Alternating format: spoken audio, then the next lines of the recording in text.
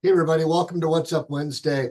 I'd like to discuss something this week that maybe is a little bit controversial, meaning that I may not be popular with some. Now, as many of you who follow this know, I kind of shift around a little bit. Last week, I was talking about unified safety standards.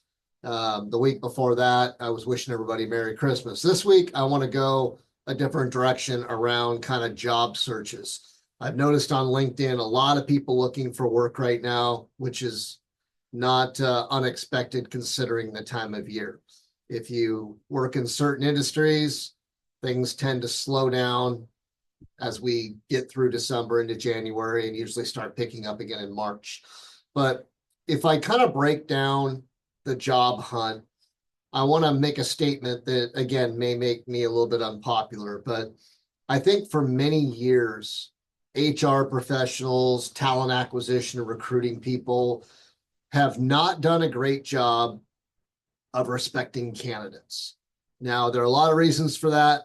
And I understand that people are extremely busy and they have goals that they need to achieve. For example, they have a job they need to fill. They post the job and they get 100 applicants for that job. And that number is probably light. I know with a lot of jobs, I'm hearing that people are seeing up to 300-400 applicants. And unfortunately, the majority of those applicants aren't qualified. But the HR professionals, the recruiting folks have not historically done a great job of communicating back. So that's where automations come into play. You know, if somebody's not qualified, they should have the ability to automate and say, thank you for your application, but you don't meet our qualifications. However, when they start to engage with you for a job and you're talking with them and then they ghost you, or when they reach out to you, approach you, and you're not interested, and then they continue to kind of harass or poke at you. I'm seeing complaints about that on LinkedIn about recruiters harassing people have said thanks, but no thanks. Then we kind of get into this situation where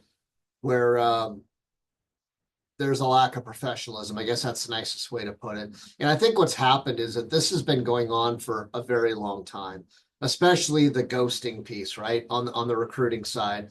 And now more than ever in a social media world, I think that recruiting professionals really want credibility with people. They want to build relationships, but now they're at a disadvantage because they've lost credibility. Kind of like if you were to coin, the term used car salesperson, everybody can kind of picture that slimy dude, chain smoking, waiting to pounce on you when you come on the car lot.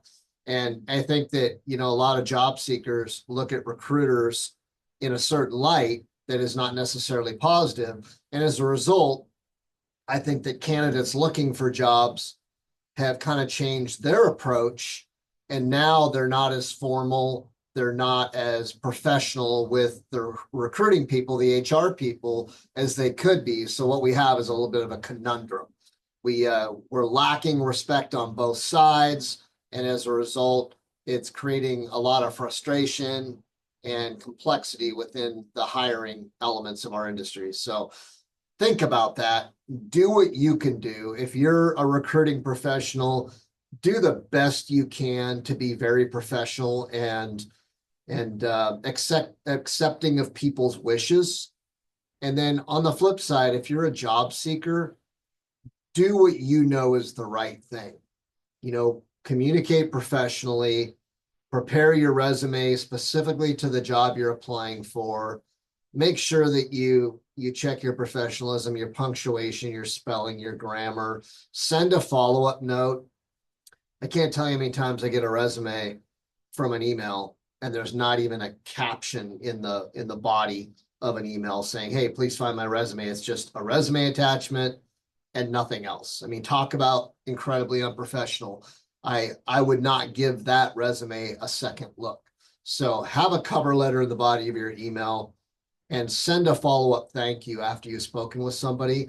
Do the things that you can do. Control the things you can control to drive that professionalism. I think that that's all we can do, is that we can influence what we can influence and we can't control the things that we can't. So hopefully that resonates with some of you, and we'll see you here next Wednesday.